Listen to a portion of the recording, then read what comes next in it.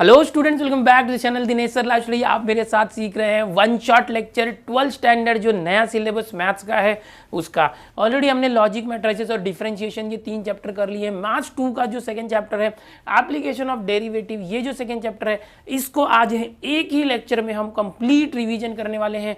One shot lecture होने वाला है, यानी इस चैप्टर के अंदर जितने भी कंसेप्ट है सारे के सारे कंसेप्ट आपको आने वाले कुछ मिनट्स में आपको सब पता चल जाएगा। 2021 में जो एग्ज़ाम होने वाली है उस एग्ज़ाम में बहुत से जो टॉपिक्स है इस चैप्टर के वो डिलीट हो गए हैं, जो नहीं पढ़ना है आपको। ना तो वो बोर्ड एग्जाम में पूछा जाएगा, ना तो MSTCT में पूछा जाएगा। तो उस डिलीटेड सिलेबस को हटा के जो आपको एग्जाम्स के लिए जितना सिलेबस है उतना ही मैं बताने वाला हूँ आज के इस लेक्चर में। और गारंटी देता हूँ अगर ये लेक्चर आपने देख लिया तो आपका कॉन्फिडेंस बूस्ट हो जाएगा। और डिफरेंशिएशन के बाद ये सेकेंड ऐसा चैप्टर है जो काफ़ी ज़्यादा वेटेज रखता था लास्ट ईयर तक, अभी भी इसका वेटेज रहेगा ही। कुछ टॉपिक डिलीट हो गए तो क्या हो गया, इसमें से बहुत अच्छे अच्छे क्वेश्चन आएंगे। इस लेक्चर को लास्ट तक जरूर देखते रहो, बहुत मजा आएगा और पूरा चैप्टर आपका रिवाइज हो जाएगा एक झटके में।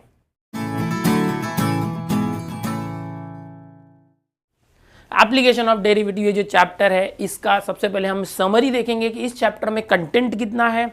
हर एक टॉपिक के ऊपर बेस्ड एग्जाम्पल्स भी देखेंगे और उसका मीनिंग क्या होता है, उसके एग्जाम्पल्स को कैसे सॉल्व करना पड़ता है, ये सारी चीज़ें मैं बताने जा रहा हूँ। तो सबसे पहले आ जाओ समरी देखते हैं।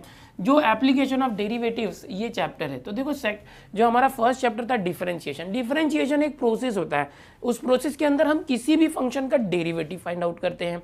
ओके, अब जो डेरिवेटिव्स होते हैं उसका यूज़ क्या है, एप्लीकेशन क्या है, तो उसके लिए ये सेकेंड चैप्टर है जिसके अंदर हम जो डेरिवेटिव्स का जो हम यूज़ देखेंगे कि कहाँ कहाँ यूज़ होता है। तो जो टॉपिक्स हमारे अंदर हैं इस सेकेंड चैप्टर के अंदर मैथ्स के अंदर क्या है, वो एप्लीकेशन ऑफ डेरिवेटिव्स 2।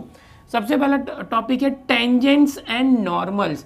जब भी कोई कर्व होता है, फंक्शन होता है, ओके, फंक्शन यानी उस फंक्शन का ग्राफ करोगे तो कर्व आएगा कोई, तो उस कर्व के किसी भी एक पॉइंट पर अगर आप टेंजेंट ड्रॉ करते हो और उस टेंजेंट के ऊपर अगर नॉर्मल ड्रॉ करते हो तो उसका इक्वेशन हम लोग एप्लीकेशन ऑफ डेरिवेटिव से फाइंड कर सकते हैं।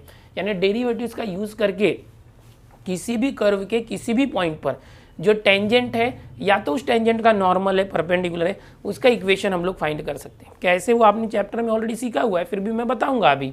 ओके, दूसरा जो है रेट मेजर, यानी कोई एक फंक्शन है, अगर वो फंक्शन टाइम के हिसाब से चेंज हो रहा है, एच पर टाइम वो चेंज हो रहा है फंक्शन, तो उसका हम रेट मेजर कर सकते हैं, rate of change of that quantity. Okay, velocity है, rate of change of displacement होता है, acceleration rate of change of velocity, और जर्क होता है एक जो rate of change of acceleration होता है।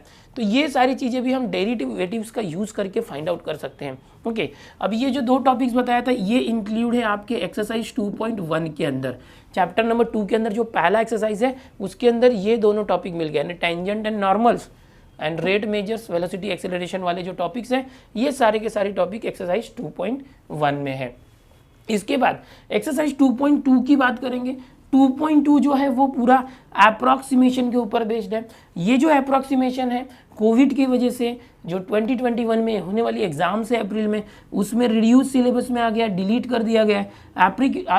अप्रॉक्सीमेशन जो चैप्टर मैंने ये लाल कलर से लिखा दिख रहा है आपको, ये आपको नहीं पढ़ना है। एक्सरसाइज 2.2 जो है डिलीट हो चुका है पूरा, जिसमें अप्रॉक्सीमेशन में क्या होता था कि हम डेरिवेटिव का यूज़ करके कोई एक अप्रॉक्सीमेट वैल्यू फाइंड करते थे। जैसे कि मैंने ले लिया यहाँ पर 4.001/5। अब इसकी मुझे वैल्यू, अप्रॉक्सीमेट वैल्यू फाइंड करनी है, तो एप्लीकेशन ऑफ डेरिवेटिव करके, यानी डेरिवेटिव को अप्लाई करके हम ये फाइंड आउट कर सकते थे इसकी अप्रॉक्सीमेट वैल्यू। तो वो हम नहीं करेंगे यहाँ पर। 2.2 जो है अब एग्जाम में नहीं पूछा जाएगा। अप्रॉक्सीमेशन से रिलेटेड कोई भी क्वेश्चन जो है एक्सरसाइज 2.2 में है या मिसलेनियस में, वो नहीं आएगा एग्जाम में। जो 2.3 एक्सरसाइज है बच्चों, 2.3 एक्सरसाइज है वो रोल्स थ्योरम के ऊपर बेस्ड है और लैग्रेंज मीन वैल्यू थ्योरम के ऊपर बेस्ड है। यहाँ पर ये जो 2 थ्योरम है इसको हम वेरीफाई करते हैं डेरिवेटिव्स का यूज़ करके कि इनके जो दोनों थ्योरम है वो दिए हुए इक्वेशन के ऊपर अप्लाई हो रहे हैं या नहीं, वेरीफाई हो रहे हैं या नहीं। तो ये जो 2.3 वाला कंसेप्ट है ये भी एग्जाम में नहीं पूछा जाएगा। तो यहाँ पर आपको बता दूं कि 2.2 जो है वो नहीं करना है आपको, 2.3 भी नहीं करना है। तो करना क्या है, एक्सरसाइज 2.1 पूरा करना है। यहाँ पर जो देख रहे हो एक्सरसाइज 2.1 में टेंजेंट्स एंड नॉर्मल है, okay, rate measure, velocity, acceleration and jerk है। अब जो एक्सरसाइज 2.4 है इसके अंदर, एक्सरसाइज 2.4, इस 2.4 के अंदर आपको 2 कंसेप्ट है, एक तो इंक्रीजिंग और डिक्रीजिंग फंक्शन है, कोई एक फंक्शन है, वो फंक्शन ऐसे इंक्रीज हो रहा है या तो फंक्शन डिक्रीज हो रहा है वो बताना है, या तो दूसरा कंसेप्ट है मैक्सिमा एंड मिनिमा, यानी उस फंक्शन के किस पॉइंट पर फंक्शन की वैल्यू मैक्सिमम है उस पॉइंट को मैक्सिमा बोलते हैं, और उस फंक्शन के जिस पॉइंट पर उस फंक्शन की वैल्यू सबसे कम है उसको मिनिमा बोलते हैं। तो जो एक्सरसाइज 2.4 है इसके अंदर इंक्रीजिंग डिक्रीजिंग फंक्शन का कंसेप्ट है और मैक्सिमा मिनिमा का कंसेप्ट है। 2.1 में ऑलरेडी ये मैंने बता दिया। 2.1 और 2.4 इस चैप्टर में सिर्फ दो ही एक्सरसाइज आप पढ़ने वाले हैं, एक्सरसाइज 2.1 एंड 2.4, और ये जो 2.2 और 2.3 है ये डिलीट हो गया है, जो अप्रैल 2021 में है वो आपको नहीं पढ़ना है।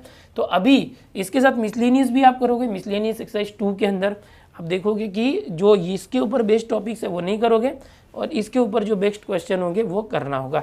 तो आज हम लोग जो है अभी स्टार्ट करते हैं। ओके, यहाँ पर सबसे पहले मैं बताऊंगा 2.1 के अंदर ये जो कंसेप्ट है वो क्या है, किस टाइप के क्वेश्चन आएंगे और आपको कैसे सॉल्व करना होगा। फिर मैं 2.4 बताऊंगा, मतलब बेसिकली 2.1 और 2.4 दो ही मैं बताऊंगा और आपको दो ही करना है। ओके, ये करना नहीं है। तो चलो शुरू करते हैं 2.1 के कंसेप्ट से।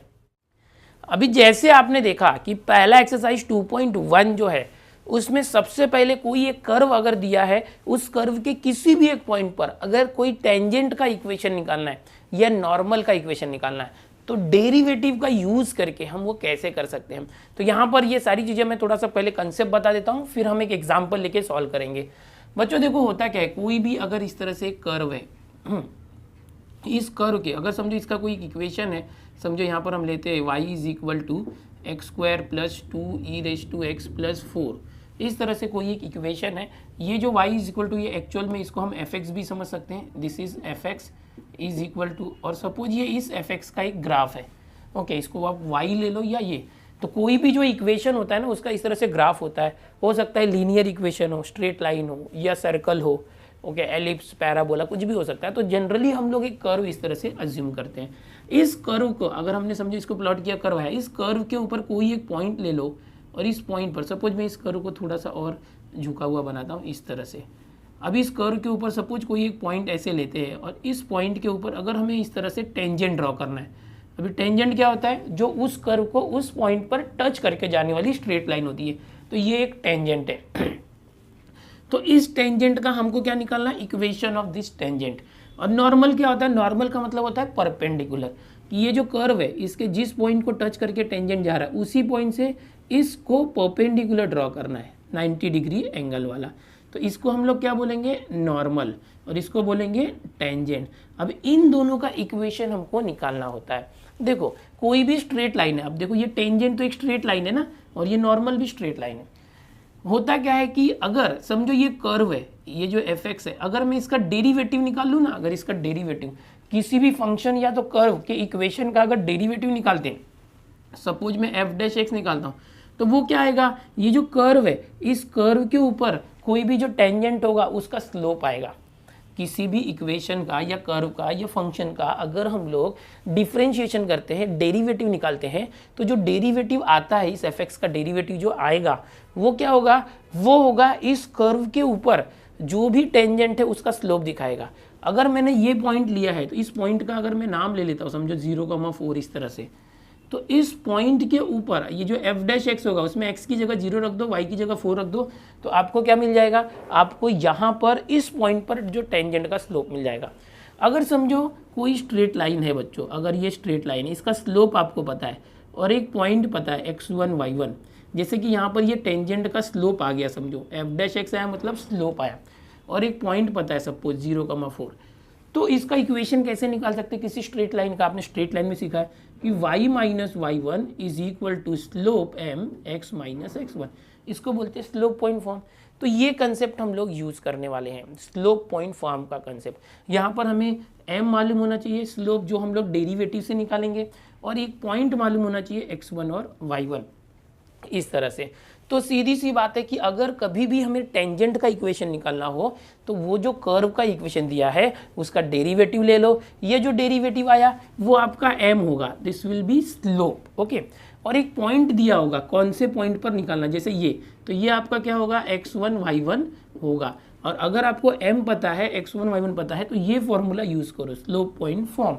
तो इस फॉर्मूले में रख दोगे x1 y1 और m की वैल्यू, तो आपको इस टेंजेंट का इक्वेशन आ जाएगा। तो पहला कंसेप्ट आ गया। अभी दूसरा है कि नॉर्मल का इक्वेशन निकालो।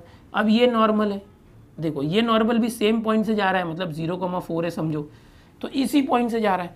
अब इस नॉर्मल का स्लोप पता है क्या? नहीं। तो देखो कभी भी दो परपेंडिकुलर लाइन इस तरह से होती है अगर, तो उनके स्लोप, सपोज ये m1 है ये m2 है, इनके स्लोप का प्रोडक्ट क्या होता है? m1 इंटू m2 माइनस 1 होता है। और एक चीज़ सीख सकते हो कि अगर आपको इसका स्लोप पता है m, तो ये क्या होगा? 1/m होगा और माइनस होगा। इसी से आया, जैसे कि m1 निकालना है, ओके, ये m2 वहाँ गया तो क्या हो जाएगा? -1/m2 आया ना, -1/m, इस तरह से। तो इस तरह से हम लोग क्या कर सकते हैं, जो नॉर्मल है उसका स्लोप निकाल सकते हैं। ये जो टेंजेंट है उसका जो स्लोप आया होगा उसको 1/, करके रेसिप्रोकल करके निगेटिव करना, तो नॉर्मल का स्लोप आएगा, और फिर से यही फॉर्मूला यूज़ करना, तो आपको नॉर्मल का भी इक्वेशन आ जाएगा। अभी चलो, जो मैंने यहाँ पर एग्जाम्पल लिया था, क्या लिया था कि एक f(x) है, फंक्शन है x² + 2e⁻x+4, आपके टेक्स्ट बुक के एक्सरसाइज का पहला ही एग्जाम्पल है। इसको ही मैं थोड़ा सा आपको अच्छे से समझाने की कोशिश करता हूँ। देखो ध्यान से क्या होगा, सपोज ये इस तरह से कोई इक्वेशन कर्व है, इसको मैं मिटा देता हूँ सब, ओके। इस तरह से सपोज कोई एक कर्व है, समझने की कोशिश करो ये, तो ये जो कर्व है उसका ये फंक्शन है, इस f(x) ले लो या तो y ले लो, चलो सिंप्लिसिटी के लिए जो भी दिया होगा क्वेश्चन में वो ले लेना।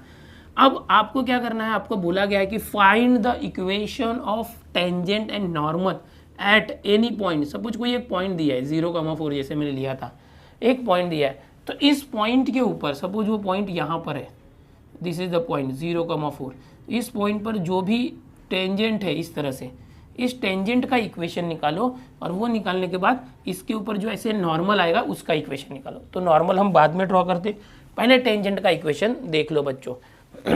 करना क्या होगा, देखो ये जो है ना, ऑलरेडी हम लोगों को एक पॉइंट पता है x1 y1, तो ये फॉर्मूला हम यूज़ करके इक्वेशन ऑफ टेंजेंट निकाल सकते हैं, जिसमें x1 और y1 रखना है, x और y की जगह xy रखेंगे, और स्लोप चाहिए, m नहीं पता है, तो ये जो टेंजेंट है अगर इसका स्लोप पता चल जाए तो बस ये फॉर्मूला यूज़ कर देंगे। कैसे निकालेंगे, तो देखो ये जो कर्व है ना, इसका इक्वेशन यहाँ पर दिया है, इसको आप डिफरेंशिएट कर दो, differentiating with respect to x। जैसे ही आप डिफरेंशिएट करोगे तो y का डेरिवेटिव हो जाएगा dy/dx, x² का डेरिवेटिव 2x + 2। देखो डेरिवेटिव जो चैप्टर आपने सीखा था वो कंसेप्ट आना ही चाहिए आपको। 2e⁻x का डेरिवेटिव 2e⁻x, 4 जो कांस्टेंट है उसका डेरिवेटिव 0। अब ये डेरिवेटिव आ चुका है, एक्चुअल में ये स्लोप आया, ओके। अभी अगर स्लोप मुझे इस पॉइंट पर निकालना है 0,4, तो हम यहाँ पर लेंगे कि स्लोप, या तो ऐसे लिखेंगे, एक मिनट, हम लिखते हैं स्लोप ऑफ टेंजेंट एट 0,4 इस, यानी क्या आएगा dy/dx, ये जो आया है एट पॉइंट लिख दो छोटा सा यहाँ 0,4। अब इसके अंदर जहाँ भी x है वहाँ 0 रख दो, और जहाँ भी y होगा वहाँ 4 रखना। चलो लगते हैं 2 × x0 + 2 × e⁻0, तो क्या आ जाएगा, देखो 2 × 0 0 + 2 e⁻0, किसी का भी पावर 0 होता है तो 1 होता है, 2 × 1 2, 2 + 0 2 हो गया। तो आपको ये जो मिला एक्चुअल में ये स्लोप मिल गया m। ये जो dy/dx आया, मतलब फंक्शन का डेरिवेटिव आया, y का डेरिवेटिव, वो क्या आया, वो स्लोप होगा उस पॉइंट पर। तो ये जो टेंजेंट है इसका स्लोप हमको मिल गया इस तरीके से। अभी आपको क्या निकालना है, equation of tangent, equation of tangent is, कैसे निकालेंगे, तो देखो टेंजेंट का इक्वेशन निकालने के लिए यहाँ पर ये जो फॉर्मूला है इसको मैं यहाँ लिख देता हूँ ऊपर, y - y1 = mx - x1, ये फॉर्मूला होता है। इसी फॉर्मूले को मैं ऊपर लिख रहा हूँ, ओके। अभी यहाँ वैल्यूज़ रख दो फटाफट, y और ये जो x है इसको चेंज मत करना, ओके। y और x को रखना, इक्वेशन में हमेशा x और y आना चाहिए, ठीक है। अभी यहाँ पर जो y1 है वो क्या है, देखो ये जो पॉइंट दिया था ना 0,4, इसमें ये जो 0 है वो x1 होता है और 4 है वो y1 होता है, तो y1 4 है, x1 क्या है 0 है, और m क्या आया आपका, m2 आया, देखो यहाँ से m2 आया, m इज़ व्हाट स्लो, तो 2 आया। सो ये हो गया y - 4 = x - 0 x, x × 2 2x, simplify करो, ये 2x है, y इस तरफ गया तो -y, -4 आया तो -4, इज इक्वल टू 0। तो ये आ गया, this is the required equation of tangent. हम यहाँ लिख सकते हैं this is required equation of tangent. जो हमें टेंजेंट चाहिए था उसका इक्वेशन हमें मिल चुका है इस तरह से। तो अभी जो क्वेश्चन आएगा मोस्ट ऑफ, उसमें टेंजेंट के साथ नॉर्मल भी हमें फाइंड आउट करना होता है। तो जैसे ये टेंजेंट निकाला ना बच्चों, इसी तरह से यहाँ पर एक नॉर्मल है। नॉर्मल क्या होगा, उसी पॉइंट से एक परपेंडिकुलर है, उसी पॉइंट से। तो अब इसका स्लोप क्या है, देखो m इज इक्वल टू 2 है। तो ये जो नॉर्मल है उसका स्लोप क्या होगा, सपोज आप m डैश ले लो, थोड़ा सा नाम अलग रखने के लिए। ये 2 है ना, तो ये 1/2 करने का मतलब इसका रेसिप्रोकल करने का। अगर ये 2/3 होता तो 3/2 करते, और एक माइनस दे देने का इस तरह से। और अगर ये निगेटिव होगा तो पॉजिटिव कर देंगे, ठीक है। तो हम यहाँ पर लिखेंगे now slope of normal, slope of normal m dash is क्या आ जाएगा, जो टेंजेंट का जो भी स्लोप रहेगा उसका रेसिप्रोकल करना है। समझो यहाँ पर टेंजेंट का स्लोप है 2/3, तो नॉर्मल का स्लोप क्या आ जाएगा, 2/3 का उल्टा रेसिप्रोकल 3/2, और एक माइनस आ जाएगा। अगर समझो यहाँ माइनस होता -2/3, तो इसका रेसिप्रोकल करते 3/2 और ये माइनस को प्लस करते। समझ में आया ना। तो slope of normal m dash क्या आएगा, ये 2 है तो -1/2, इस तरह से आ गया। अब इक्वेशन फाइंड करना है, इक्वेशन ऑफ नॉर्मल इज बिल्कुल ऐसे ही करो जैसे ऊपर किया था। फॉर्मूला क्या था, y minus y1 is equal to m dash करते अभी x minus x1। m dash मतलब m मतलब हमने टेंजेंट का स्लोप लिया था, m डैश मतलब इसका ले लिया। चलो m1 m2 यूज़ कर सकते हो आप। देखो y1 और x1 वही पॉइंट है 0,4, इसी पॉइंट से टेंजेंट भी जा रहा था, नॉर्मल भी जा रहा था। तो जहाँ भी x1 है 0 रख दो, y1 की जगह 4 रख दो। तो y1 की जगह 4 रख दिया, और x माइनस x1 की 0, और x y को चेंज मत करो, x और y जैसा है वैसे ही लिखो। अभी m डैश कितना है, m डैश यहाँ पर -1/2। अब इसको क्रॉस मल्टीप्लाई करो, 2 यहाँ पर आया तो 2 इंटू वाई, 2 इंटू 4, दोनों में मल्टीप्लाई हो गया। -1 इंटू एक्स माइनस एक्स, ये -0 हट गया, x माइनस 0 x और -1 का मल्टीप्लाई, -x इस तरफ आया तो +x plus 2y -8 is equal to 0। और लास्ट में आप लिखना this is the required equation of the slope. तो देखा आपने कितने आसानी से, हम लोग कोई भी इस तरह से क्वेश्चन दिया होगा या इक्वेशन दिया होगा किसी एक कर्व का, तो उसके ऊपर अगर एक पॉइंट दिया है हम लोगों को इस तरह से, तो उस पॉइंट पर, जो कर्व के उस पॉइंट पर जो टेंजेंट है उसका इक्वेशन हम ऐसे निकाल सकते हैं, और ये जो नॉर्मल है उसका इक्वेशन भी ऐसे निकाल सकते हैं। क्या करना क्या है, जो कर्व का इक्वेशन है उसका सिर्फ डिफरेंशिएट कर दो, डेरिवेटिव ले लो। डेरिवेटिव लेने के बाद जो dy/dx आता है, ये इस पॉइंट पर, इस पॉइंट में x और y की वैल्यू रख दो, यहाँ जो भी आता है, तो जो आएगा वो m आएगा, ये जो टेंजेंट का स्लोप आएगा। उसके बाद ये फॉर्मूला यूज़ करो, इस पॉइंट को x1 y1 ले लो, और ये जो आया स्लोप ले लो, टेंजेंट का इक्वेशन आ गया। फिर वैसे ही जो नॉर्मल का इक्वेशन निकालने के लिए जो स्लोप है वो चेंज हो जाएगा, यहाँ जो भी स्लोप है उसका रेसिप्रोकल करके निगेटिव कर दो तो नॉर्मल का स्लोप आ गया। पॉइंट यही रखो, फॉर्मूला वही रखो, आपको आ गया। तो इस तरह से 2.1 के अंदर जितने भी क्वेश्चन हैं जो टेंजेंट और नॉर्मल का इक्वेशन निकालने बोलेंगे, तो ये जो मैंने तरीका बताया है बस इसको फॉलो करो। ये आपका एक तरीके से कंसेप्ट रिवाइज हो गया, और इसके बेसिस पर जितने भी क्वेश्चन ऐसे होंगे सारे क्वेश्चन अब आप कर लोगे।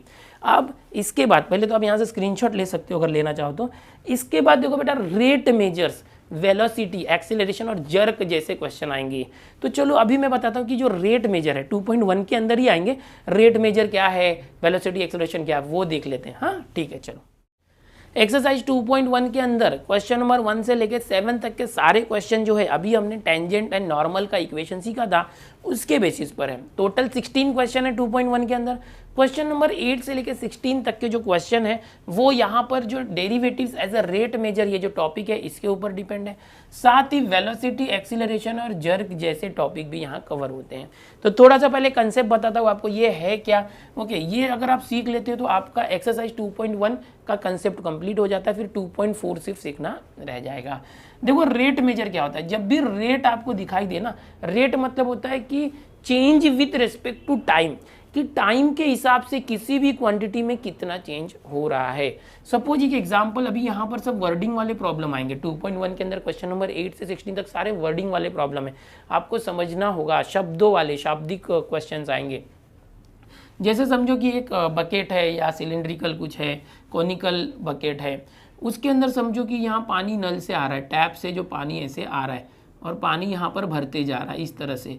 तो अब क्या हो रहा है कि जैसे जैसे टाइम बढ़ते जा रहा है तो वैसे वैसे जो वाटर लेवल राइज हो रहा है, वाटर लेवल क्या हो रहा है, राइज हो रहा है। ओके तो इसका जो वाटर का वॉल्यूम बोल सकते हैं, वॉल्यूम जो है इंक्रीज हो रहा है विथ रिस्पेक्ट टू टाइम। तो हम ऐसे बोल सकते हैं कि रेट ऑफ यानी चेंज ऑफ वॉल्यूम, ये है चेंज ऑफ वॉल्यूम, और रेट ऑफ मतलब डी टी, कि rate of change of volume d by D t of v मतलब क्या, derivative of v with respect to t मतलब क्या, कि वॉल्यूम चेंज हो रहा है with respect to time. Time जैसे जैसे चेंज हो रहा है तो वॉल्यूम चेंज हो रहा है। यानी कि जैसे एक सेकंड 2 सेकंड के बाद बाल्टी इतनी भरी थी समझो, 4-5 सेकंड के बाद बाल्टी इतनी हो गई, 10 सेकंड के बाद बाल्टी इतनी भर गई। तो जैसे जैसे टाइम बढ़ते जा रहा है वाटर का जो वॉल्यूम है वो बढ़ते जा रहा है। तो इसको ही बोलते हैं rate measure of any quantity as a derivative. तो यहाँ पर देखा कि rate of change of volume. अगर यहाँ पर हाइट से रिलेटेड क्वेश्चन पूछा जाए तो पहले समझो हाइट इतना ही था, इतना ही हाइट था, फिर हाइट बढ़ गया, अभी हाइट इतना है, तो हाइट चेंज हो रहा है, change in height with respect to time. तो इसको बोलेंगे रेट मेजर ऑफ हाइट, यानी कि change of height with respect to time, time के हिसाब से जो इसका हाइट चेंज हो रहा है वो। तो ऐसे जो चीज़ें हैं हम लोग फाइंड कर सकते हैं derivative as a rate measure करके। इसमें बहुत सारे वर्डिंग वाले क्वेश्चन आएंगे, जरूरी नहीं कि सिर्फ वॉल्यूम हो, हाइट हो, यहाँ पर कुछ और भी पूछा जा सकता है, जैसे एरिया पूछा जा सकता है, कोई भी अलग अलग क्वांटिटी यहाँ पर आ सकती है। ज़्यादातर फिजिक्स से रिलेटेड चीज़ें यहाँ पर हो सकती है। अब यहाँ पर देखो कुछ और चीज़ें, वेलोसिटी। वेलोसिटी जिसे आप जानते हो कि स्पीड होता है वही वेलोसिटी होता है, बट स्पीड स्केलर होता है, उसमें डायरेक्शन नहीं होता।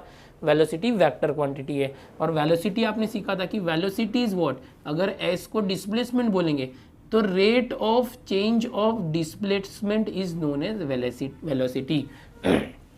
तो अगर कोई क्वेश्चन आपको दिया जाए जिसमें डिस्प्लेसमेंट दिया है और बोला जाए कि वेलोसिटी निकालो, तो आप उस डिस्प्लेसमेंट यानी एस का जो है डेरिवेटिव निकाल दो with respect to time t, तो आपको वेलोसिटी मिल जाएगा। इसी तरह से जो एक्सीलरेशन होता है, acceleration A, this is what rate D by D T, rate of change of velocity. जो वेलोसिटी को चेंज हम लोग करेंगे टाइम के हिसाब से तो एक्सीलरेशन आएगा। लेकिन यहाँ पर देखोगे v क्या है, डी बाई डी टी, जो v है वो है D S by D T, यानी D S by D T का अगेन डेरिवेटिव, फिर से डेरिवेटिव करना है। तो D S by D T का वापस डेरिवेटिव यानी सेकेंड ऑर्डर डेरिवेटिव, जो आपने सीखा था ना डिफरेंशिएशन में, तो इस तरह से आ गया।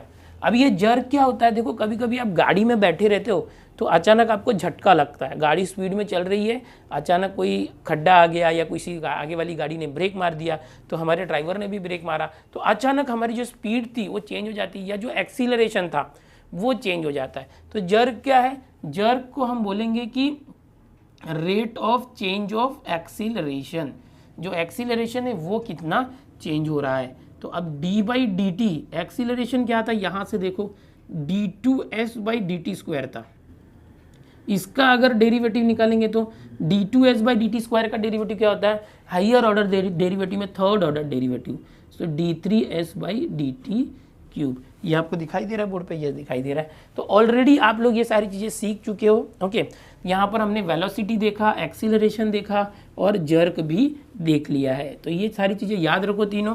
और जैसे ये derivatives as a rate measure है, मैंने बताया यहाँ पर कोई भी एक ऐसा वर्डिंग वाला क्वेश्चन होगा जिसमें कोई एक क्वांटिटी चेंज हो रही है टाइम के हिसाब से। टाइम बहुत इंपॉर्टेंट है यहाँ पर, रेट मतलब टाइम होता है, तो टाइम के हिसाब से चेंज हो रही है, तो उसको किस तरह से सॉल्व करना ये हम लोग यहाँ देखेंगे। चलो कि एग्जाम्पल में लेता हूँ और उस एग्जाम्पल के साथ ये सीखते हैं। ऑलरेडी ये आपने अगर नहीं लिखा हो तो यहाँ से मैं हट रहा हूँ, स्क्रीनशॉट ले लो, इसके बेसिस पर भी कुछ देखना है तो देख सकते हैं। मेन तो यहाँ पर अलग अलग टाइप का क्वेश्चन आएंगे, एक देखते हैं क्वेश्चन इस टाइप का। देखो बेटा, आपकी जो टेक्स्ट बुक है पेज नंबर 70 के ऊपर एग्जाम्पल नंबर 3 है, वो जरा देखना।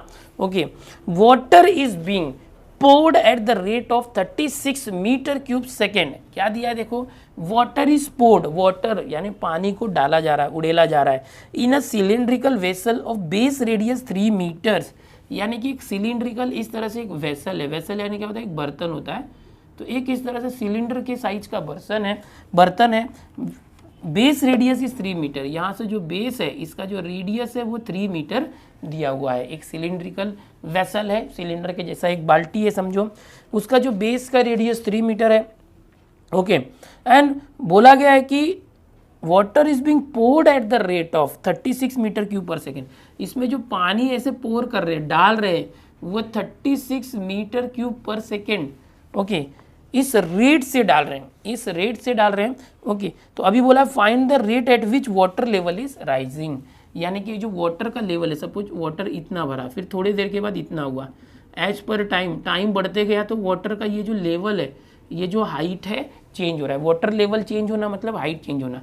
तो पूछा क्या गया, फाइंड द रेट यानी dt eight which water level is rising. तो ये जो पानी का लेवल है ये बढ़ते जा रहा है, मतलब हाइट बढ़ते जा रही है, तो rate of change of height, मतलब rate of change of height उसको ही बोलेंगे ये कितना है, ऐसे पूछा गया। तो आपको जो क्वेश्चन है उसको पढ़ के समझना पड़ेगा कि दिया क्या है और निकालना क्या है। तो अभी हमने यहाँ पर एक डायग्राम भी हमेशा बनाने की कोशिश करो, क्योंकि डायग्राम बनाओगे तो आपको एग्जैक्टली पता चलेगा, ओके, सारी चीज़ें। तो यहाँ पर हमें ये पता चल गया कि इसका जो रेडियस है वो 3 मीटर दिया है, इसका जो हाइट है उसका रेट ऑफ चेंज निकालना है, और ये क्या दिया है देखो 36 मीटर क्यूब पर सेकेंड। तो ये जो यूनिट है उससे पकड़ो, मीटर क्यूब क्या होता है, जो वॉल्यूम होता है ना उसका यूनिट हम लिखते हैं मीटर क्यूब, समझ में आ रहा है। और जो मीटर स्क्वायर होता तो हम क्या बोलते थे, एरिया बोलते थे, याद आ रहा है। तो ये मीटर क्यूब है। अपॉन सेकेंड मतलब टाइम है, मतलब क्या है ये वॉल्यूम, मीटर क्यूब मतलब क्या है कि वॉल्यूम है, और अपॉन सेकेंड मतलब क्या है, अपॉन टाइम है। एग्जैक्टली ये rate of change of volume with respect to time दिया है, मतलब rate of change of volume दिया है। क्वेश्चन को देखो, water is being poured at the rate of 36, यानी कि ये रेट दिया है, मतलब नीचे dt आना चाहिए, और चेंज इन वॉल्यूम है, ये कितना दिया 36 मीटर क्यूब पर सेकेंड, ये दिया हुआ है rate of change of volume, and इसका जो रेडियस है वो 3 मीटर दिया हुआ है, ओके। और हम लोगों को फाइंड करना है dh/dt कितना, ये बेसिक चीज़ें थी, ओके। और कुछ निकालना है क्या, नहीं। तो अभी कैसे करेंगे देखो, यहाँ पर dv/dt हमें पता है और dh/dt निकालना है। तो ये जो वेसल है ये सिलिंड्रिकल है, ओके, सिलिंडर का वॉल्यूम, ओके, क्या होता है, we have volume of cylinder is pi r square h, suppose ये r है, ओके, तो पाई r स्क्वायर h, इसको हाइट को h ले लिया हमने इस तरह से, पाई r स्क्वायर h होता है, ओके। अभी यहाँ पर जो वॉल्यूम है, पानी भरते जा रहा है तो इसका वॉल्यूम चेंज हो रहा है, वॉल्यूम चेंजेस विथ टाइम। और क्या चेंज हो रहा है, ये जो हाइट है, height will change with respect to time. ये जो रेडियस है वो चेंज हो गया क्या, बर्तन का जो रेडियस है ये 3 मीटर है, तो ये जो वेसल है इसका रेडियस ऐसा बड़ा हो सकता है क्या, नहीं ना, फिक्स रहेगा ना 3 metre. So radius will not change, so radius is constant, समझ में आ रहा है। तो यहाँ पर जो वॉल्यूम और हाइट है ये दोनों वेरिएबल है, वॉल्यूम और हाइट टाइम के हिसाब से चेंज हो रहे हैं, लेकिन जो रेडियस है वो चेंज नहीं हो रहा, रेडियस फिक्स है, पानी कितना भी डाल दो इस बर्तन का जो रेडियस है वो 3 मीटर ही रहने वाला है। So radius is constant and pi is constant. तो अगर मैं इसको डिफरेंशिएट करता हूँ, differentiating with respect to T, तो v का डेरिवेटिव हो जाएगा dv/dt। जो पाई r स्क्वायर है ये दोनों कांस्टेंट है, ये ऐसे ही रहेंगे पाई r स्क्वायर। ये जो हाइट है, ओके, जो हाइट h है उसका डेरिवेटिव हो जाएगा dh/dt, बिकॉज हाइट वेरिएबल है, जैसे जैसे पानी का लेवल बढ़ रहा है तो हाइट भी बढ़ रहा है, h पर time height is increasing. So h जो है h is a function of t, तो h का डेरिवेटिव dh/dt है, बट पाई कांस्टेंट है ऐसे लिख दिया, r कांस्टेंट है ऐसे लिख दिया। अभी देखो ये सबकी वैल्यू रख दो, dv/dt हमें पता है कितनी वैल्यू है इसकी, 36 पता है, ओके। और पाई को ऐसे ही रखो, और r कितना है, r यहाँ पर रेडियस 3 मीटर है, तो ये हो गया 3 स्क्वायर इंटू dh/dt। अब इन चीज़ों को यहाँ पर लेके आओ, 3 स्क्वायर क्या होता है 9 होता है, तो ये 36 है, ये 3 स्क्वायर 9 यहाँ पर आया तो नीचे आ गया। ये जो पाई है इसको 22/7 लिख सकते हो या 3.14 लिख सकते हो। चलो पाई को यहाँ पर लाए तो 22/7 अपॉन 7 ऊपर आ गया तो यहाँ पर आ गया। चलो सिंप्लीफाई कर रहे हैं, ये हो गया dh/dt, इसकी वैल्यू हमें निकालनी थी, dh/dt निकालना है, dh/dt इज इक्वल टू, अभी देखो 9 4 जा, ओके, 2 2 जा 2 इंटू 11, 2 7 जा 14 अपॉन 11, तो ये आ गया। फिर से देखो 9 4 जा, फिर 2 2 जा 4, 2 11 जा, 2 7 जा 14 अपॉन 11। अब इसको डिवाइड कर दो, dh/dt इज इक्वल टू 11 1 जा 11, फिर पॉइंट 3 आया 30, 11 2 जा 22, फिर 8 आया, 7 जा फिर 3 आया, तो फिर ये आते जाएगा, तो 1.27 अप्रॉक्स ये आया। तो चलो अगर इतना ही लेते या 1.2727 आते जाएगा तो अब जो हाइट है, हाइट यहाँ पर क्या है मीटर में, रेडियस मीटर में ना, तो ये भी मीटर, हाइट मीटर और पर सेकेंड है ना, अपॉन टाइम। देखो ऐसे लेंगे, हाइट का यूनिट मीटर अपॉन टाइम का यूनिट सेकेंड, तो मीटर पर सेकेंड इस तरीके से लेंगे। आपको दिखाई दे रहा है क्या? एक मिनट, हाँ दिखाई दे रहा है, हाँ दिख रहा है, चलो यहाँ लाइट आ रहा होगा ना। तो इस तरह से आ गया है। आप अगर देखेंगे तो आपके अच्छा टेक्स्ट बुक के एग्जाम्पल में 4/π आया है, ओके, तो कोई प्रॉब्लम नहीं है अगर आप ऐसे भी करते हैं तो। अगर यहाँ पर पाई की जगह पर पाई रखते हैं, देखो टेक्स्ट बुक में कैसे किया है, इस पाई की जगह पर पाई रखा है, 36 = पाई इंटू 3² 9 इंटू dh/dt। 9 यहाँ पर लाए 36/9 और पाई यहाँ पर आ गया dh/dt, तो 9 4 36, सो dh/dt क्या आ गया 4/π मीटर पर सेकेंड। टेक्स्ट बुक में ऐसे किया है, ओके, देखो अभी टेक्स्ट बुक में, और मैंने ऐसे किया, तो ये क्या आ गया एग्जैक्ट आंसर आ गया, और ये क्या आया विथ पाई आया, इन टर्म्स ऑफ पाई आया। तो दोनों आंसर चलेगा, आप ऐसे रखोगे तो भी चलेगा, लेकिन कोशिश करो पूरा सॉल्व करने की, ओके। अभी जो बोर्ड के एग्जामिनर्स होते हैं, पेपर चेक करते हैं, उनके पास मॉडल आंसर पेपर एक आता है, उसमें से देख के चेक करते हैं, तो उसमें इस तरह से रहता है आंसर शुड बी दिस और दिस, तो अगर कोई भी आया तो चलेगा, मार्क्स मिलेगा, ओके। तो यही चीज़ है। अभी ये टेक्स्ट बुक का लिखा था मैंने कर दिया। बच्चों आप कंफ्यूज नहीं होना चाहिए ना, बहुत से बच्चे बोलते हैं सर आपने गलत किया, ऐसा नहीं होता है बेटा यार, एक ही चीज़ को हम अलग अलग तरीके से कर सकते हैं। तो अभी मैंने आपको ये सिखाया कि रेट मेजर को किस तरह से डेरिवेटिव की तरह से यूज़ कर सकते हैं।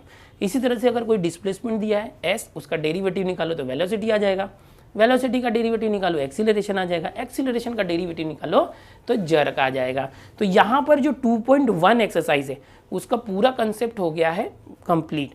अभी जो मैंने बताया, अगर आपको ये सब मालूम है तो 2.1 का कंसेप्ट आपका रिवाइज हो गया। आप चाहिए तो उसका सोल्यूशन फटाफट देखते जाओ, क्योंकि अभी आपने पहले ये चैप्टर ऑलरेडी प्रैक्टिस किया था, अभी सिर्फ एक नज़र घुमाना है। अब 2.2 जो है अप्रॉक्सीमेशन था, जो हम नहीं पढ़ेंगे। 2.3 जो था वो रोल्स थियरम, ओके, और LMVT था, वो भी निकल गया है। 2.2 और 2.3 वो हम नहीं करेंगे। अभी आगे चल के हम लोग 2.4 करते हैं। आप इसका स्क्रीनशॉट लेना चाहें तो ले सकते हो। चलो 2.4 करते हैं। एक्सरसाइज 2.4 के अंदर दो कंसेप्ट हैं। पहला है इंक्रीजिंग एंड डिक्रीजिंग फंक्शन, ये एक हो गया। दूसरा है मैक्सिमा एंड मिनिमा। कोई एक फंक्शन है, यानी उसका ग्राफ है, कर्व है, तो उसका कौन सा पॉइंट जो है मैक्सिमा है। मैक्सिमा मतलब होता है कि किस पॉइंट पर उस फंक्शन की वैल्यू मैक्सिमम है, उस पॉइंट को मैक्सिमा बोलते हैं। और मिनिमा मतलब जिस पॉइंट पर उस फंक्शन की वैल्यू मिनिमम है उसे मिनिमा कहते हैं। तो सबसे पहले 2.4 के अंदर ये सारे जो कंसेप्ट है उसमें जो पहला है इंक्रीजिंग एंड डिक्रीजिंग फंक्शन। कोई एक फंक्शन है वो इंक्रीज हो रहा है या डिक्रीज हो रहा है, ये चेक करना है। तो सपोज हम लोग कोई एक ग्राफ इस तरह से ले लेते हैं, कर्व ले लेते हैं, ओके, कोई एक इक्वेशन है सपोज उसका। तो अब यहाँ पर ये जो भी ग्राफ है, ओके, वो इंक्रीज हो रहा है, या जैसे कोई इक्वेशन ले लेते हैं, आपके टेक्स्ट बुक से एग्जांपल ले लेते हैं, ओके, एग्जांपल के साथ करते हैं। fx दिया हुआ है पेज नंबर 81 पर, x³ + 6x² + 12x - 5 show that और test whether the function is increasing और decreasing for all values of x which belong to r। यानी कि x बिलोंग्स टू r, अगर x रियल नंबर है, for all values of x belongs to real number. अगर यहाँ पर जो x real number है तो ये जो फंक्शन है, सपोज इस फंक्शन का मैंने ये ग्राफ ड्रॉ किया है, कर्व ड्रॉ किया है, तो ये जो फंक्शन है वो इंक्रीज हो रहा है या डिक्रीज हो रहा है। देखो यहाँ पर इंक्रीजिंग और डिक्रीजिंग में दो बातें होती है, स्ट्रिक्टली इंक्रीजिंग और सिर्फ इंक्रीजिंग। होगा क्या, कैसे पहचानेंगे? तो डेरिवेटिव का एप्लीकेशन हम करेंगे, यानी डेरिवेटिव को यूज करेंगे। जो भी फंक्शन दिया होगा, ध्यान से देखो, जो भी फंक्शन है, सपोज fx है, अब सीधे सीधे उसका डेरिवेटिव निकाल लो f'(x), और इस डेरिवेटिव को चेक कर लो कि ये जो f'(x) है, हो सकता है कि ये जो f'(x) हमेशा 0 से ग्रेटर हो, या तो हो सकता है कि ये जो f'(x) है इसका डेरिवेटिव है वो 0 से लेस हो, ओके। और भी एक ऐसा केस हो सकता है कि जो f'(x) है वो इक्वल टू 0 हो, यानी जो फंक्शन है उस फंक्शन को डिफ्रेंशिएट किया इस तरह से। तो तीन केसेस होंगे, या तो वो जो फंक्शन का डेरिवेटिव f'(x) हमने निकाला है वो 0 आ सकता है, या 0 से ग्रेटर आएगा, या 0 से लेस आएगा। 0 से ग्रेटर मतलब पॉजिटिव वैल्यू, और 0 से लेस मतलब निगेटिव वैल्यू। तो कैसे इंटरप्रेट करेंगे? देखो बच्चों, अगर किसी फंक्शन fx का डेरिवेटिव आप निकालते हो और उसकी वैल्यू 0 से ज़्यादा आती है, ग्रेटर देन 0 यानी पॉजिटिव वैल्यू आती है, ऑलवेज पॉजिटिव, इसको हम लोग बोलते हैं फंक्शन इज इंक्रीजिंग फंक्शन। क्या बोलते हैं? Increasing function. अगर उस डेरिवेटिव जो है एफ एक्स का डेरिवेटिव एफ डैश एक्स है, उसकी वैल्यू 0 से कम आती है, निगेटिव आती है, सो हम बोलेंगे ये फंक्शन डिक्रीजिंग फंक्शन है। और अगर उस फंक्शन का डेरिवेटिव 0 को इक्वल आता है, सो हम बोल नहीं सकते कि इंक्रीजिंग है या डिक्रीजिंग है। We can not deduce that, हम पता नहीं लगा सकते। अगर वो पॉजिटिव है तो इंक्रीजिंग है, निगेटिव है तो डिक्रीजिंग है, और 0 है तो वी कैन नॉट से वेदर इट इज इंक्रीजिंग और डिक्रीजिंग। अब यहाँ पर एक कंसेप्ट ऐसा भी है कि अगर ये इक्वल टू 0 या ग्रेटर है तो हम इंक्रीजिंग बोलेंगे, कि equal to 0 at that time पता नहीं था, बट 0 से ग्रेटर इसलिए इंक्रीजिंग है। F dash X is equal to 0 and less than 0 है तो हम डिक्रीजिंग बोलेंगे। ओके, लेकिन अगर ये नहीं है, इक्वल नहीं है, ऐसे है, तो इसको हम बोल देंगे स्ट्रिक्टली इंक्रीजिंग। स्ट्रिक्टली क्योंकि ये हमेशा पॉजिटिव ही है, मतलब इंक्रीजिंग होगा, ये फिक्स इंक्रीजिंग है ऐसा। और अगर ये लेस देन 0 और इक्वल नहीं रहे, सिर्फ इक्वल है तो डिक्रीजिंग बोल सकते हैं यहाँ पर, लेस देन और इक्वल, लेकिन नहीं रहे तो हम बोल सकते हैं स्ट्रिक्टली डिक्रीजिंग है, स्ट्रिक्टली डिक्रीजिंग है। तो ये कंसेप्ट है मैक्सिमम और इंक्रीजिंग एंड डिक्रीजिंग फंक्शन का। अभी जो मैंने आपको यहाँ पर सिखाया, चलो इसी चीज़ को यहाँ पर हम अप्लाई करते हैं। जैसे एफ एक्स है, इसका डेरिवेटिव ले लो तो एफ डैश एक्स लिख दिया। ओके, 3x एक्स क्यूब का derivative 3x square, 6x square का डेरिवेटिव 12x, 12x का डेरिवेटिव 12 -5 कॉन्स्टेंट है, 0 हो गया। डेरिवेटिव आ चुका है, अब मुझे चेक करना है ये 0 से ग्रेटर है या 0 से लेस है। तो अगर वो पता चला तो ही हमको पता चलेगा ना कि स्ट्रिक्टली इंक्रीजिंग है या स्ट्रिक्टली डिक्रीजिंग है। तो अब देखो इसको क्या करते हैं, यहाँ से देखो 3 कॉमन आ सकता है और ये हो गया X square plus 4x plus 4। Okay, इस तरह से 3। अब ये इसको आप 2 फैक्टर अगर निकालते हैं तो 4 2 2 ज़ा 4 एंड 2 + 2 4। तो एग्जैक्टली अगर इसको एनालाइज करोगे तो x + 2 का होल स्क्वायर है। आप अगर फैक्टर्स निकाल के करोगे तो ऐसे आ जाएगा x + 2 x + 2। समझ में आ रहा है? अगर 2 फैक्टर निकालोगे तो दोनों 2 बार है तो इसको हम ऐसे लिख सकते हैं ना, x + 2 द होल स्क्वायर। क्या ये x + 2 the whole square, F dash X आया। अभी देखो 3 में मल्टीप्लाई कर रहे हैं, किसी भी नंबर का स्क्वायर करते हैं, square of any number is always positive. आपको पता है कि अगर निगेटिव नंबर भी है उसका स्क्वायर प्लस में हो जाता है। तो हम लोग को ये क्या मिलेगा, यहाँ पर लिख सकते हैं x + 2 square is always positive. So 3 × x + 2 square is always positive. Positive मतलब 0 से greater. Therefore F dash X जो है, यानी कि ये जो एफ डैश एक्स है डेरिवेटिव है, एफ डैश एक्स मतलब 3 × x + 2 the whole square, this will be greater than 0। अगर 0 से ग्रेटर है तो हम क्या बोलेंगे, therefore given function is strictly increasing function. बस इतना ही करना है बच्चों, समझ में आ रहा है? जो फंक्शन दिया है एफ एक्स उसको डिफ्रेंशिएट करो, चेक कर लो 0 से ग्रेटर आ रहा है या 0 से लेस आ रहा है। 0 से ग्रेटर है तो इक्वल नहीं है, ग्रेटर और इक्वल रहेगा तो सिर्फ इंक्रीजिंग, सिर्फ ग्रेटर है तो strictly increasing. F dash x 0 से लेस है तो डिक्रीजिंग, स्ट्रिक्टली डिक्रीजिंग। अगर यहाँ इक्वल रहता तो सिर्फ डिक्रीजिंग लिखते हैं। समझ में आ रहा है? तो इस तरह से इंक्रीजिंग और डिक्रीजिंग फंक्शन वाले जो क्वेश्चन है आप सॉल्व करोगे। बड़ा आसान कंसेप्ट है, आप कर लोगे। ऐसे ही बहुत सारे क्वेश्चन है, यहाँ पर थोड़ा सा ट्रिक होता है कि ये हमेशा पॉजिटिव होगा या निगेटिव चेक करना, तो आपको इसके लिए मैक्सिमम क्वेश्चन का प्रैक्टिस करना पड़ेगा, वैरायटी ऑफ क्वेश्चन। तो मुझे यहाँ पर समरी बताना है, 1 शॉट लेक्चर है, तो इसके अंदर इंक्रीजिंग एंड डिक्रीजिंग फंक्शन आपने सीख लिया है। अगर ये इस तरह से होता, निगेटिव होता, तो हम बोलते स्ट्रिक्टली डिक्रीजिंग। कैसे हो सकता है, सपोज मैं यहाँ पर एग्जाम्पल देता हूँ कि सपोज कोई फंक्शन है एफ एक्स। ओके, यहाँ पर देख लो एफ एक्स आ गया है कि 3 - 4x, इस तरह से कोई एक फंक्शन है। अब आपको चेक करना है तो आप क्या करोगे, डेरिवेटिव निकालोगे। F dash X is equal to 3 का डेरिवेटिव 0 कांस्टेंट है, -4x का -4। अब यहाँ पर जो एफ डैश एक्स है -4 है, तो -4 तो क्या है, 0 से कम है ना। सो जो एफ डैश एक्स है लेस देन 0 है, F dash x less than 0 तो हम क्या बोलेंगे, the function is strictly decreasing. ये निगेटिव आ गया, ये जो निगेटिव आ गया है इसमें एक्स है ही नहीं, कोई वैल्यू रख के देखना ही नहीं है। तो इस तरह से स्ट्रिक्टली इंक्रीजिंग और डिक्रीजिंग फंक्शन हम चेक कर सकते हैं। अब इस जो 2.4 का कंसेप्ट हम कर रहे हैं एक्सरसाइज 2.4, तो आपको करना चाहिए कि जो मैक्सिमम इस टाइप का क्वेश्चन है उसको एनालाइज करो, देखो, ऑब्जर्व करो, आपने पहले ही सॉल्व किया हुआ है, एक बार देख लो सारे के सारे। यहाँ पर जो है ट्रिक होता है थोड़ा सा, ओके।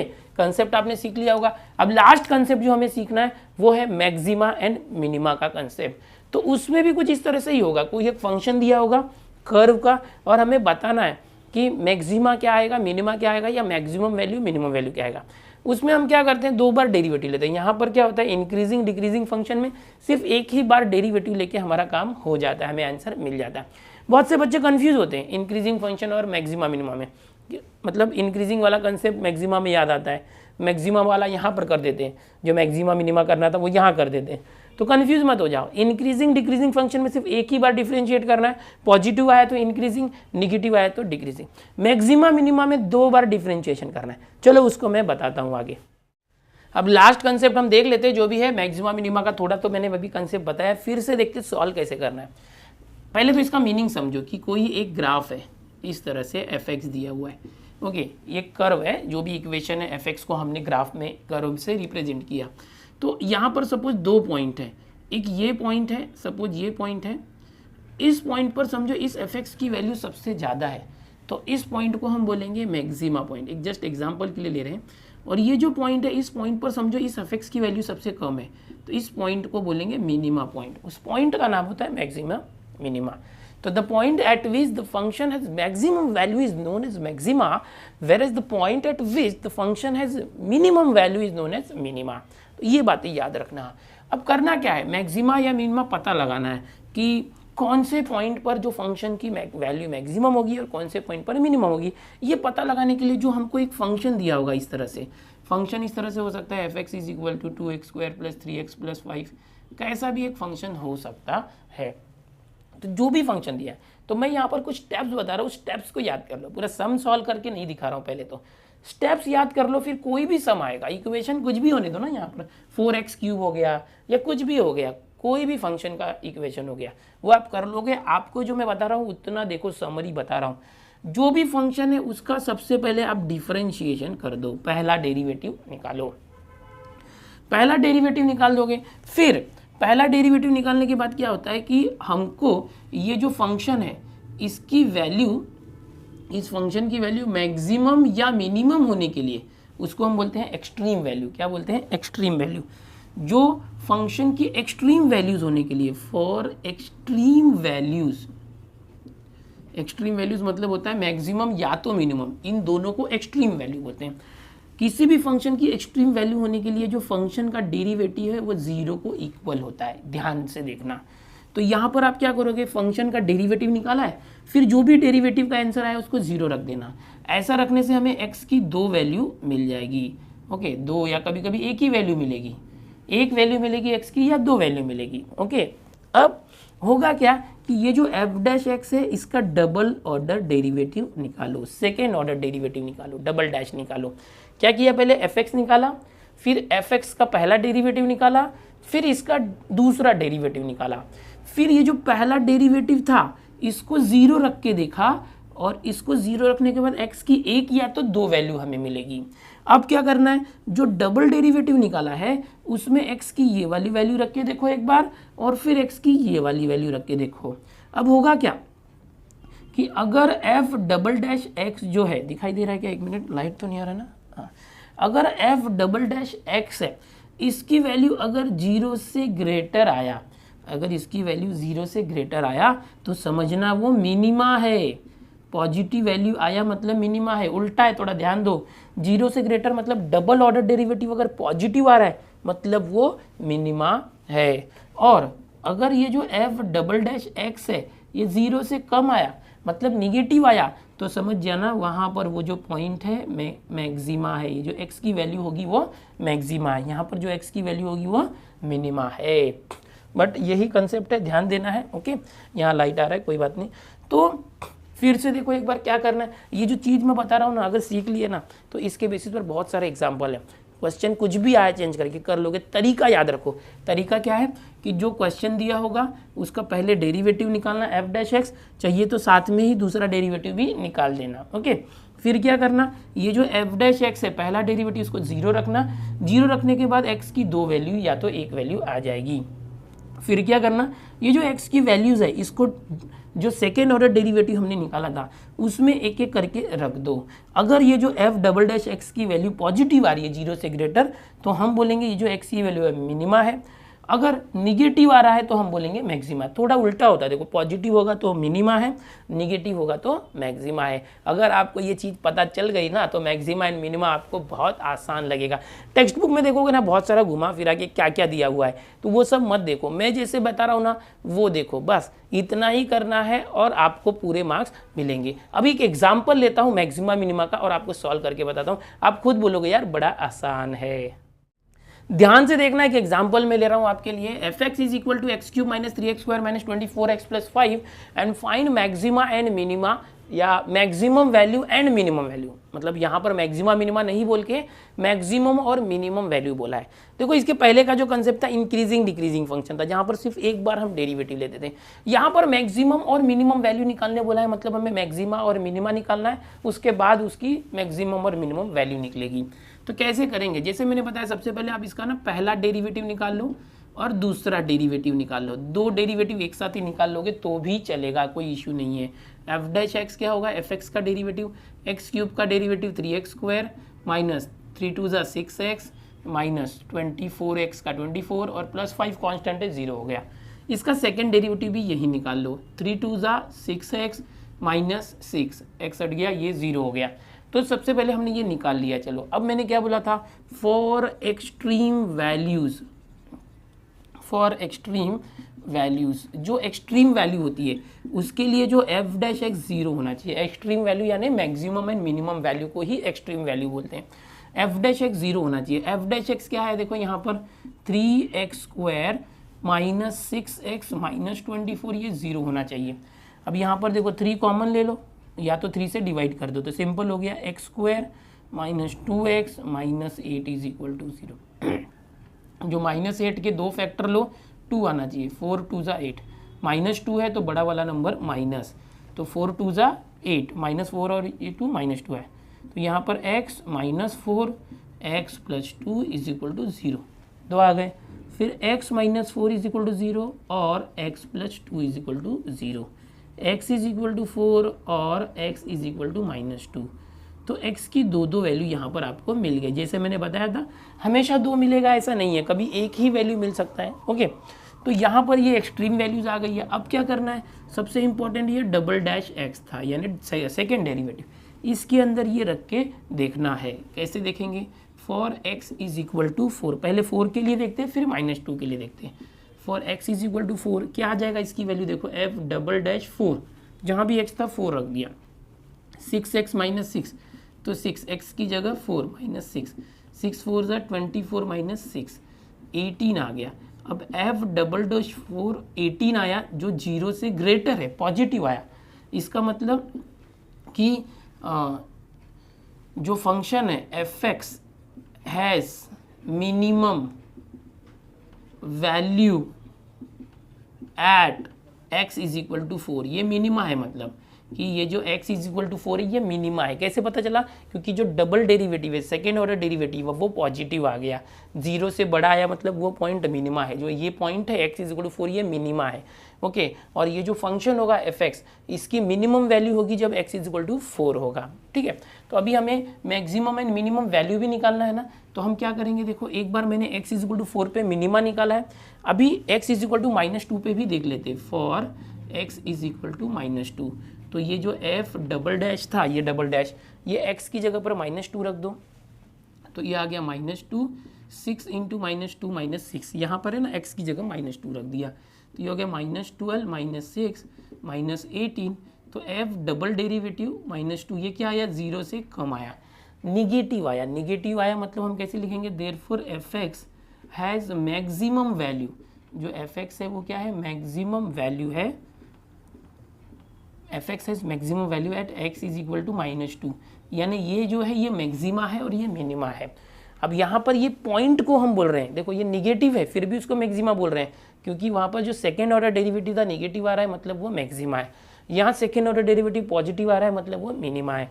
लेकिन हमें क्वेश्चन में क्या बोला था, find maximum and minimum value. तो आप क्या करेंगे, जो मिनिमा आया था यहाँ पर क्या करेंगे, जो fx है, ये जो fx है इसके अंदर ये x की वैल्यू 4 रख दो, तो f4 इज इक्वल टू, जहाँ भी x था 4 रख दो, 4 cube minus 3 4 square minus 24 into 4 plus 5।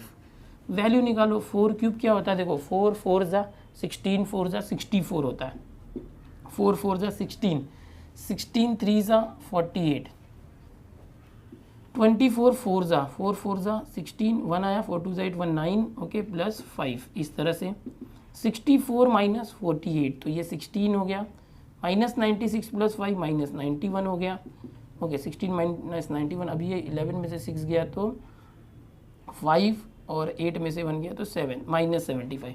तो ये क्या आया, इसको हम बोलेंगे ये आया, देखो ये मिनिमा था, मिनिमम वैल्यू आया, okay minimum value fx has minimum value minus 75 at which point, at x is equal to 4, यानी जो पॉइंट है इस पॉइंट पर उसकी मिनिमम वैल्यू इतनी आ गई। अब देखो ये मिनिमम हो गया, अभी मैक्सिमम का देखते हैं। अब ये जो x इज इक्वल टू -2 है ना, वो इसमें रखते हैं, थोड़ा सा आपको लेंथी लग रहा है लेकिन कंसेप्ट एकदम ईजी है, स्टेप्स याद रखो, बस करना ऐसे ही है। x is equal to -2 fx में रख दो, x की जगह -2 रख दिया, तो ये क्या हो गया, x cube -2 cube minus 3 into -2 square minus 24 into -2, जहाँ भी x है -2 रख दो, फटाफट सॉल्व कर दो आ जाएगा, -2 क्यूब 8 माइनस, देखो -2 का square 4, 4 into 3 12, minus minus plus 24 2 जा 48 और प्लस 5। अब कैसे करेंगे, -8 और -12 तो -20 हो गया, 48 प्लस 5 क्या हो गया 53 हो गया, माइनस करेंगे तो 3 में से 0 गया 3, 5 में से 2 गया 3 और ये प्लस में आएगा, ये बड़ा है तो f-2, देखो ये पॉजिटिव आ गया, मैक्सिमम वैल्यू है, ये मैक्सिमा था, मैक्सिमम था, ओके तो हम लिखेंगे fx हैज़ मैक्सिमम वैल्यू, क्या है मैक्सिमम वैल्यू क्या है 33 at which point x is equal to -2। अभी ध्यान से अगर देखोगे ना तो x इज इक्वल टू 4 पे मिनिमम वैल्यू है, और मिनिमम वैल्यू कितना है -75, निगेटिव है ना, मिनिमम वैल्यू है, और x इज इक्वल टू -2 पे मैक्सिमम वैल्यू 33 प्लस में 33 है, तो आ गया परफेक्ट। इस तरह से करना, कोई भी मैक्सिमम और मिनिमम वाला क्वेश्चन आया तो ऐसे करना है, स्क्रीनशॉट ले लो। यहाँ पर पूरे चैप्टर का जो कंसेप्ट है क्लियर हो गया। जो डिलीटेड सिलेबस था, अप्रॉक्सीमेशंस, रोल्स थ्योरम और एलएमवीटी के बेसिस पर जो क्वेश्चंस है आप नहीं करेंगे।